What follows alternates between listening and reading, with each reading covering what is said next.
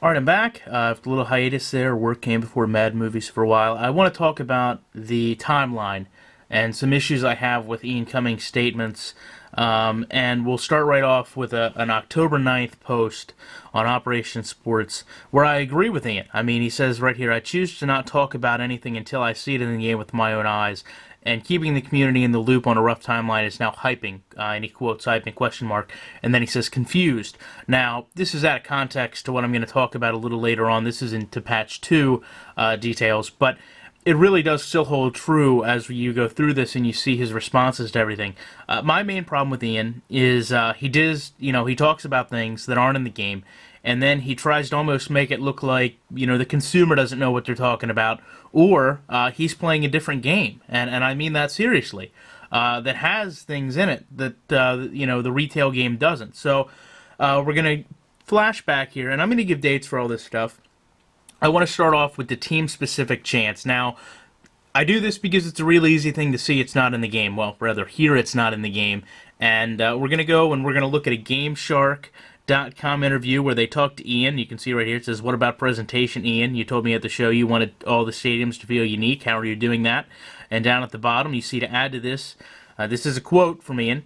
"To add to this, we have all kinds of stadium-specific chants in the game as well, so now you'll hear the chants that make you feel like you really are in that hostile opposing environment, such as JETS, Jets, Jets, Jets, and EAGLES, Eagles." And then you see they do a kind of a screenshot of the Broncos intro. And this is this is a GameShark.com interview from Monday, June 29th, after they talk about having the game at E3. So they say the stadium chants are there, the team-specific chants are there. So now we're going to go to, this is an EA Sports blog, and they talk about audio improvements. In the first one, brand new audio system with new reaction logic, as well as crowd swells during mid-play, intelligent crowd sweeteners, and then they give an example, individual people yell, and sound effects, along with team-specific chants. And we scroll up, and you see this is an EA Sports blog. I know some of this is hard for you guys to see because I keep the Operation Sports post prevalent because those are Ian's exact words. But this is from August 13th. Now you go over, and September 4th, obviously the games came out. People complain, where are these sound effects? And Ian says, "Just as an FYI, we're looking into this. Obviously, wouldn't want to talk about something that isn't there. It was working at one point during the cycle, hence the note in the blog. So we're digging deeper to see exactly what happened and see if a fix is needed. I know the chance tech on a whole is working. I heard the crowd chanting overrated when I was up 21 points on Donnie's undefeated Patriots, so we'll figure out what's up." And then he says, we'll talk about it in the blog next week. Now, again, he's telling you that it works. He's telling you that he hears things. I've never heard my crowd chant overrated. Obviously, he understands the intricacies of the game, and if the tech works for one, you assume it should work for all. So again, here he is telling you it's in the game. I don't know why you don't hear it, but it's in the game. And then we'll go over to the blog. And you see here, any plans to get stadium-specific sounds working correctly?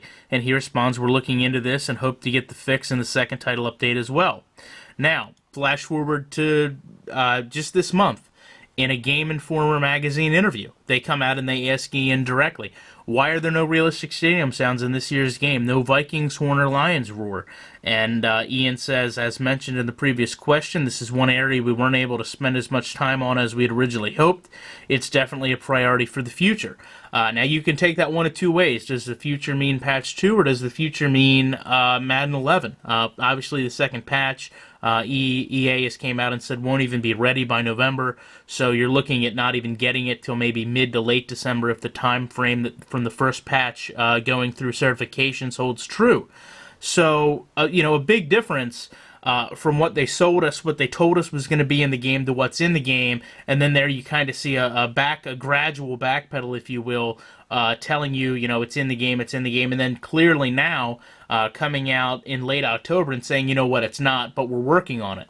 And again, just issues I have with him, how he responds to some of these questions through Game Informer. It's either one or the other. It's either it's in the game and you don't see it, or, I don't know what you're talking about. Here they talk about receivers being jammed by cornerbacks. His response, "I honestly don't recall them stopping or not running their route. I'd need to see an example of this in action." They start talking about, the touches he wanted to get in the game but couldn't, and he says, oh, it's the audio. They talk about substitution package issues, and he says, oh, it's priorities. We've got a short development cycle. I can't put everything in the game. Why hasn't the AI play calling in Superstar mode changed? And he says it has changed. Again, it's changed. You're just not seeing it. There's the sound, the stadium specific sounds we referenced before. Here, teams abandon the run way too early, even the run heavy teams. His response. Personally, I've seen many posts talking about the fact that people love teams stick with the run, even when they're not supposed to.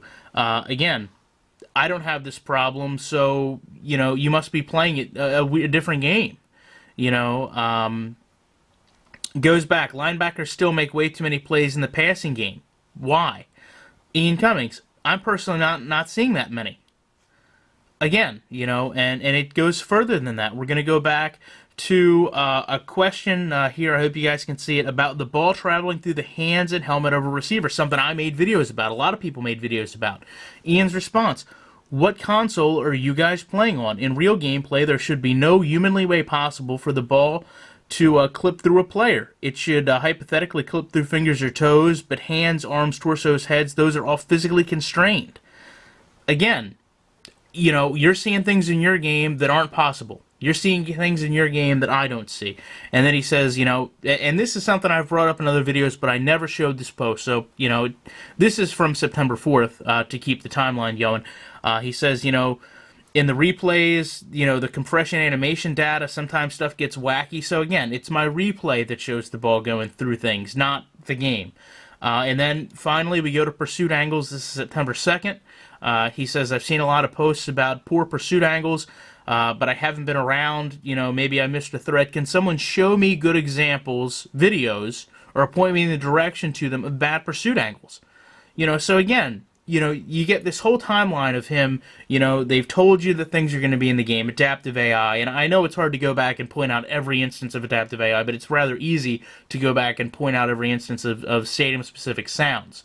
So, I showed you the whole timeline there, but you see other issues that he comes up that he just dismisses. It's the consumer's fault you don't see it in the game. I don't know what to tell you. So, I'd be interested to see your guys' reactions, comments, opinions on this. If you feel the same way I do, again, I apologize for the hiatus, but I will be making more Madden videos in the future, and I thank you guys for the concerns about my health and well-being when I wasn't making videos.